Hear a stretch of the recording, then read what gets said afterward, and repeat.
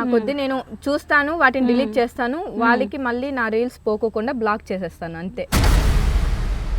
పల్లెటూరులో చాలా మంది ఆడపిల్ల ఎందుకు సోషల్ మీడియాకి వెళ్ళాలి, బట్ బయట వాళ్ళ మాటలు విని కొన్ని అప్పుడు వాళ్ళు సరే ఇన్స్టాగ్రామ్ వల్ల కూడా చాలా మంది లైఫ్ అనేది స్పాయిల్ అయిపోయింది. బురదలో ప్యాడ్ వేసినట్టు మన ముఖాన్ని ఎగురుతుంది కదా. పల్లెటూరు అమ్మాయి అనిపించుకున్నాం. కామెంట్ ఏదైనా ఉందా, చాలా బాగా పెట్టారు అంటే నాకు చాలా ఇష్టము అంటే చాలా బాగుంది అనేది ఏమన్నా ఉందా? మర్చిపోలేను. మీరు నాకు ఇన్స్పిరేషన్ అని నన్నే ఇంకొకరు ఇన్స్పిరేషన్ గా తీసుకుంటున్నారు. This is too much. క్యాష్ని కూడా తీసుకొని వచ్చి మన క్యాష్లో వాళ్ళు ఇలా చెయ్యకూడదు అని కూడా అన్నారు. సో అప్పుడు ఏమనిపించింది? కాబట్టి నాకు నచ్చింది నేను చేద్దాం అనుకొని నేనైతే ఎవరు మాటలు పట్టించుకోకుండా. సో తనే గాయత్రి అనమాట. Hi Gayatri, how are you? Hi Lalitha garu, బాగున్నాను, మీరు ఎలా ఉన్నారు? ఇది అబద్ధం, ఇప్పుడు నిజం మాట్లాడుకుందాం. సో తనెవరో కాదండి. నువ్వు మళ్ళీ వచ్చావా అక్క? ఇన్నాళ్ళు సమ్మర్ హాలిడేస్కి వెళ్ళావా? హాయ్ హలో నమస్తే, welcome back to my channel. So ఈరోజు ఒక స్పెషల్ గెస్ట్ని అయితే మీ ముందుకు తీసుకొని వస్తున్నాను. సో తను ఒక మారుమూల పల్లెటూరులో ఉండి ఈరోజు మనకి ఇన్స్టాగ్రామ్ ఓపెన్ చేసి ఎంతోమందిని ఫాలోవర్స్ని తన సొంతం చేసుకున్న గాయత్రి గురించి అయితే మాట్లాడదాం. సో ఎవరా గాయత్రి, ఏంటిదా సంగతి అనేసి ఈ వీడియోలో చూద్దాము. సో గాయత్రి ఒక 16 నెలల పడుచుపిల్ల, ఒక మారుమూల పల్లెటూరులో చదువు కూడా స్టాప్ చేసి ఇన్స్టాగ్రామే తన లక్ష్యంగా పెట్టుకొని ఎన్నో కళలతో ఇన్స్టాగ్రామ్ ఓపెన్ చేసింది. చాలా కొద్ది టైంలోనే తనకు ఫాలోవర్స్ అయితే కనుక చాలామంది ఉన్నారు. సో ఆ విశేషాలు ఏంటిదో మనము చూద్దాము. అలాగే ఒక పర్సన్ని, ఆ గాయత్రి 6 అనే ఇన్స్టాగ్రామ్ ఇన్ఫ్లుయెన్సర్ని అయితే మేము ముందుకు తీసుకొని వస్తున్నాను. హాయ్ గాయత్రి, కమాన్. హాయ్ అత్త. సో తనే అనమాట గాయత్రి. సో తను ఏమేం చేసింది, తన ఇన్స్టాగ్రామ్ గురించి, అలాగే ఇన్స్టాగ్రామ్ ఎందుకు పెట్టుకోవాల్సి వచ్చింది. సో పల్లెటూరులో మన సోషల్ మీడియాలో ఉంటే చాలామంది అబ్జెక్షన్ చెప్తారు, ఎందుకు చేస్తుంది ఈ అమ్మాయి, మనకి అవసరమా అనేసి చాలామంది అంటుంటారు. సో అవన్నీ లెక్క చేయకుండా మరి ఇన్స్టాగ్రామ్ని ఓపెన్ చేసి మరి ఎంతోమందిని ఫాలోవర్స్ని తక్కువ టైంలోనే తన సొంతం చేసుకుంది. మనమైతే ఆ విశేషాలన్నీ మనము గాయత్రిని అడిగి తెలుసుకునే ప్రయత్నం అయితే చేద్దాము. హాయ్ లలిత గారు, బాగున్నాను, మీరు ఎలా ఉన్నారు? చాలా బాగున్నాను.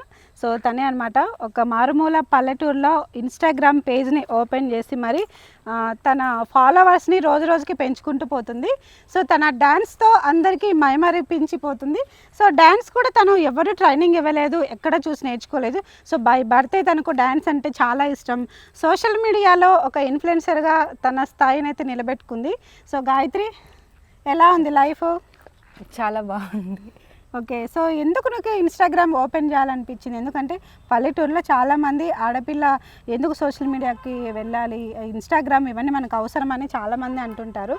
సో ఇవన్నీ నువ్వు ఓవర్కమ్ చేసి ఎలా ముందుకెళ్తున్నావు చెప్తావా? నాకు చిన్నప్పటి నుంచి డ్యాన్స్ అంటే చాలా ఇంట్రెస్ట్. అందులో ఇంట్లో వాళ్ళు కూడా బాగా సపోర్ట్ చేస్తూ వచ్చారు నాకు డ్యాన్స్. అట్లా నాకు ఈ డ్యాన్స్ మీద చాలా కొంచెం ఇంట్రెస్ట్ బాగా పెరిగి అట్లా ఇన్స్టాగ్రామ్ అనేది ఓపెన్ చేశాను. ముందు టిక్ టాక్ కూడా చేస్తా ఉన్నేంటి, ఇంకా టిక్ టాక్ లేదు కాబట్టి ఇప్పుడు ఇన్స్టానైతే ఓపెన్ చేసి ఇంకా రీల్స్ చేస్తూ ఉన్నాను. ఓకే. సో ఇంట్లో పేరెంట్స్ సపోర్ట్ ఎలా ఉంది, ఎందుకు ఇలా చేస్తున్నాం అనేసి మమ్మీ డాడీ ఎవరైనా ఏమన్నా అన్నారా నిన్ను? అంటే మమ్మీ వాళ్ళకి కూడా బాగా ఇంట్రెస్ట్. అంటే వాళ్ళకి నేను నా డ్యాన్స్ చూసి కొంచెం హ్యాపీగా ఫీల్ అవుతూ ఉంటారు. బట్ బయట వాళ్ళ మాటలు విని కొన్ని అప్పుడు వాళ్ళు కొంచెం సీరియస్ అయ్యి అవసరమా నీకు అలా అంటూ ఉంటారు. ఓకే.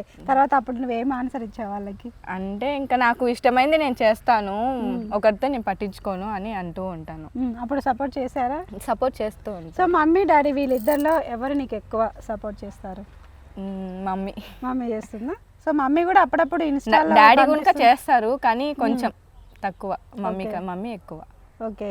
సో అప్పుడప్పుడు మమ్మీని కూడా తీసుకొస్తుంటావా రీల్స్ లోకి? తీసుకొస్తూ ఉంటాను. ఓకే. సో చదువు ఎందుకు స్టాప్ చేసావు?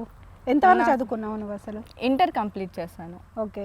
స్టడీ మీద అంటే ఇంట్రెస్ట్ లేదు. సో ఇన్స్టాగ్రామ్ చేయాలనే ఉంది. ఇన్స్టాగ్రామ్ చేస్తూ ఫోకస్. నీకు ఇన్స్టాగ్రామ్ ఓపెన్ చేశాక ఫాలోవర్స్ ఎంతసేపట్లో, అంటే ఎన్ని మంత్స్లో నీకు ఎక్కువ అయ్యారు? టైం ఎలా పట్టింది నీకు? 1 yearలో వచ్చేసారు. 1 yearలో వచ్చేసారు. అప్పుడప్పుడు ఫాలోవర్స్ తగ్గుతూ ఉండే, బట్ నేను అవన్నీ పట్టించుకోకుండా నాది నేను చేసుకుంటూ వెళ్తా ఉంటే ఓకే. రీచ్ ఏమో బాగా వచ్చింది 1 yearలోనే. ఓకే. 1 yearలోనే రీచ్ మొత్తం వచ్చేసింది. 10,000 ఫాలోవర్స్కి కేక్ కట్ చేసినట్టు ఉన్నావు, మళ్ళీ 20,000 30,000 ఇలా పెరుగుకుంటూనే పోతున్నారు కదా. అవునవును. సో సో ఇప్పుడు ఇది పల్లెటూరు, మీది పల్లెటూరులో పుట్టి పెరిగి చదివింది కూడా అంతా అక్కడే. సో నలపరెడ్డిపల్లి అనే గ్రామంలోనే తను పుట్టింది. సో చుట్టుపక్కల వాళ్ళు ఎలా ట్రీట్ చేస్తున్నారు నిన్ను? చాలా బాగా ట్రీట్ చేస్తున్నారు. రెస్పెక్ట్ ఇవ్వడం కానీ, ఎప్పుడైనా కనిపించినా మీరు బాగా రీల్స్ చేస్తారు అని ఎంకరేజ్ చేస్తా బాగున్నారు. సో రిలేటివ్స్కి వచ్చే కొద్దీ వాళ్ళు ఎలా నీకు సపోర్ట్ చేశారు? ఎవరైనా అబ్జెక్షన్ చెప్పారా, ఎందుకు చేయడం ఇది అవసరం ఆడపిల్ల అని, ఇలా ఎవరైనా ఏమన్నా అన్నారా? రిలేటివ్స్ కూడా కొంచెం బాగా సపోర్ట్ చేస్తారు, కానీ కొంతమంది మాత్రం ఇంకా ఎందుకు అవసరమా ఆడపిల్లకి ఇంట్లో వంటలు చేసుకొని పనులు చేసుకొని ఉండాలి, కానీ ఇవన్నీ అవసరమా మనకి అని అంటూ ఉన్నారు. బట్ నేనైతే వాళ్ళని తీసుకోలేదన్నమాట. నాకు నచ్చినట్టు నేను ఉండాలనుకుంటూ నేను చేసుకుంటూ ఉన్నాను. సో కొంతమంది అంటే నేను విన్నాను అనమాట, గాయత్రి ఎందుకు ఇన్స్టాగ్రామ్లో తైతక్కలాడుతుంటావు, మన కల్చర్ అది కాదు, మన క్యాస్ట్లో అది కాదని మన క్యాస్ట్ని కూడా తీసుకొని వచ్చి మన క్యాస్ట్లో వాళ్ళు ఇలా చెయ్యకూడదు అని కూడా అన్నారు. సో అప్పుడు ఏమనిపించింది నీకు? నేనైతే అవన్నీ పట్టించుకోను. ఇది క్యాస్ట్కి దానికి దీనికి సంబంధించి అయితే నేను అనుకోలేదు. కాబట్టి నాకు నచ్చింది నేను చేద్దాం అనుకొని నేనైతే ఎవరి మాటలు పట్టించుకోకుండా దీన్నే ఇంకా ముందుకు తీసుకెళ్తూ ముందుకెళ్తూ ఏం పట్టించుకోలేదు అనమాట. సో ఎప్పుడైనా సరే నీకు బాగా హ్యాపీగా అనిపించిన మూమెంట్ ఏముంది ఇన్స్టాగ్రామ్లో పోస్ట్ చేసిన తర్వాత? సో రీచ్ వచ్చింది, సో ఎప్పుడైనా సరే నాకు ఇది చాలా సాటిస్ఫాక్షన్, చాలా హ్యాపీగా ఉందని ఏదన్నా ఒక రీల్ ఉందా? అది చెప్పు, ఏం రీల్ అది? ఓల్డ్ సాంగ్ హరికృష్ణ గారిది సీతయ్య మూవీలోని బస్ ఎక్కి వస్తావో బండెక్కి వస్తావో ఆ సాంగ్ నాకు చాలా రీచ్ వచ్చింది అనమాట.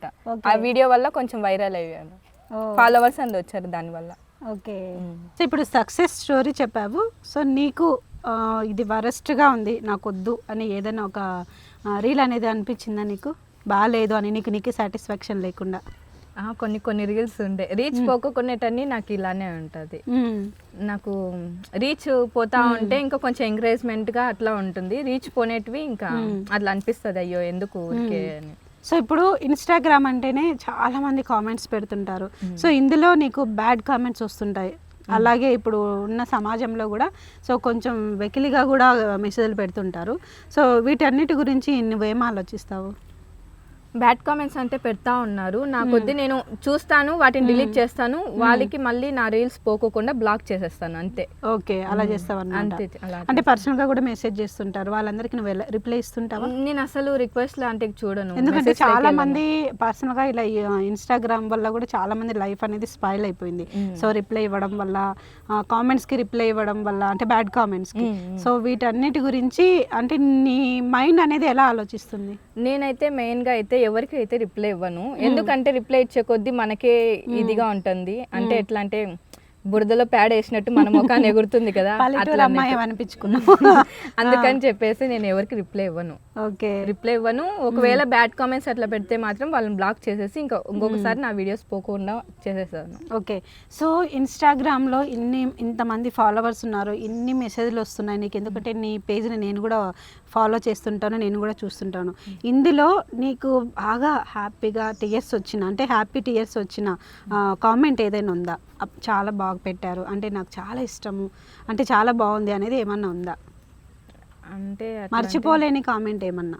మర్చిపోలేని మీరు నాకు ఇన్స్పిరేషన్ అని నన్నే ఇంకొకరు ఇన్స్పిరేషన్ గా తీసుకుంటున్నారు, అదే నాకు కొంచెం హ్యాపీనెస్ గా ఫీల్ అవుతా ఉంటాను. ఓకే, నన్ను ఇన్స్పిరేషన్ గా తీసుకుంటున్నారు అంటే అది ఇంకా నాకు హ్యాపీగా ఉంది. ఓకే, సో రిపీటెడ్ గా ఎవరైనా నీకు అభిమానించే వాళ్ళు కామెంట్ పెడుతుంటారా రిపీటెడ్ గా? నువ్వు ఫైండ్ అవుట్ చేసావా?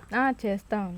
ఓకే, సో ఇంకా పెడుతూ ఉంటారు, నేను ఏ రీల్ పెట్టినా కనుక దానికి డైలీ పెడుతూనే ఉంటారు comment. So Gayatri multi talented person అని విన్నాను. సో స్టిచ్చింగ్ వస్తుంది, లాంగ్ ఫ్రాక్స్ కూడా చాలా బాగా కుడతావు, అలాగే బ్లౌజెస్ కూడా చాలా బాగా కుడతావు, మళ్ళీ మెహందీ డిజైను, సో మళ్ళీ మేకప్ ఆర్టిస్ట్ కూడా అని విన్నాను. సో ఇన్ని టాలెంట్స్ ఉన్నాయని ఇలా అసలు?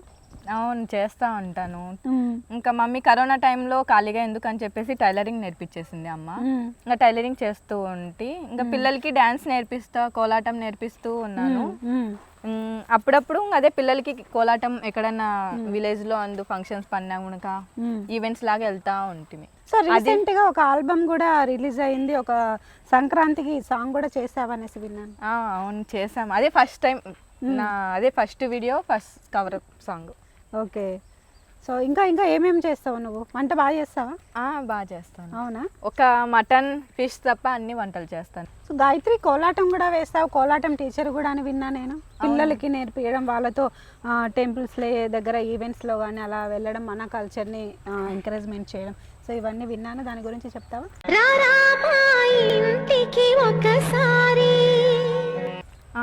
పిల్లలకి సమ్మర్ హాలిడేస్ వచ్చినప్పుడు ఇంకా ఖాళీగా ఉంటారు కదా పిల్లలు అని చెప్పేసి ఈవినింగ్ టైమ్స్ అట్లా కోలాటం క్లాసెస్ తీసుకొని వాళ్ళకి కోలాటం నేర్పించి ఎప్పుడైనా ఫెస్టివల్స్ అప్పుడు ఈవెంట్స్కి వెళ్తూ ఉంటాను. ఓకే, కోలాటం టీచర్ అనమాట. ఓకే, ఎవరైనా బాగా ఎక్కుంటే కొడతారా పిల్లల్ని? ఒక్కోసారి కోపం వస్తుంది, బట్ కంట్రోల్ చేసుకొని ఉంటాను. మళ్ళీ వాళ్ళ పేరెంట్స్ అరుస్తారు కదా అని చెప్పేసి కొడితే.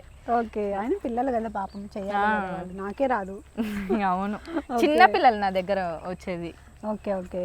సో ఇంకొకటి, ఫైనల్గా రీసెంట్గా మ్యారేజ్ ఫిక్స్ అయింది అని విన్నాను నేను. అవును. సో ఎలా ఉంది? ఎక్కడున్నాడు వరుడు? ఎలా అంటే ఇన్ఫ్లుయెన్సర్ని మ్యారేజ్ చేసుకుంటున్నాడు, ఒప్పుకున్నారా? ఒప్పుకున్నారు. ఓకే, ఆఫ్టర్ మ్యారేజ్ కూడా కంటిన్యూ చేస్తావా? కంటిన్యూ చేసుకోమన్నారు. నా సంతోషమే తన సంతోషం అనుకున్నారు. సో ఓకే, ఆఫ్టర్ మ్యారేజ్ కూడా. ఓకే. అందులో నాకు కాబోయే భర్త కూడా నాకు ఫుల్ సపోర్ట్ చేస్తా అన్నాడు. తన సపోర్ట్ ఉంటేనే నేను ఎక్కడికైనా వెళ్ళగలనని నమ్ముతున్నాను. సపోర్ట్ చేస్తాడు కూడా నాకు. Okay. So Gayatri, all the very best for your future. ఇలాగే నువ్వు హ్యాపీగా ఉండాలి, ఇలాగే ఇన్ఫ్లుయెన్సర్గా మమ్మల్ని అందరినీ అలరించాలి. సో మీలాంటి వాళ్ళ వల్ల మేము ఎంతో ఎంటర్టైన్మెంట్ అవుతున్నాము. So all the very best for your future. అలాగే నువ్వు మ్యారేజ్ అయిన తర్వాత కూడా ఇన్స్టాగ్రామ్ని కంటిన్యూ చేయాలని నేను మనస్ఫూర్తిగా కోరుకుంటున్నాను. Thank you so much. ముందుగానే happy married life. Thank you. So తను ఎవరో కాదండి, నా మేనకోడలే అనమాట. సో నా ముద్దుల మేనకోడలకు త్వరలో మ్యారేజ్ అవ్వబోతుంది. మీరందరూ కూడా బ్లెస్సింగ్ చేయండి. సో తను ఎంతో కష్టపడి మల్టీ టాలెంట్, ఈవెన్ నాకు కూడా రావన్నమాట, నేను ఇలా మాట్లాడుతున్నా. సో ఇదొక్కటే నేను చేస్తాను. తనైతే మల్టీ టాలెంటెడ్, స్టిచ్చింగ్ చేస్తుంది, కోలాటం టీచర్, అలాగే ఫుడ్ కూడా చాలా బాగా ప్రిపేర్ చేస్తుంది, అలాగే హెయిర్ స్టైలిస్ట్. సో ఇన్ని టాలెంట్లు ఒకే వ్యక్తిలో ఉండడం నిజంగా చాలా అదృష్టం అని చెప్పుకోవచ్చు.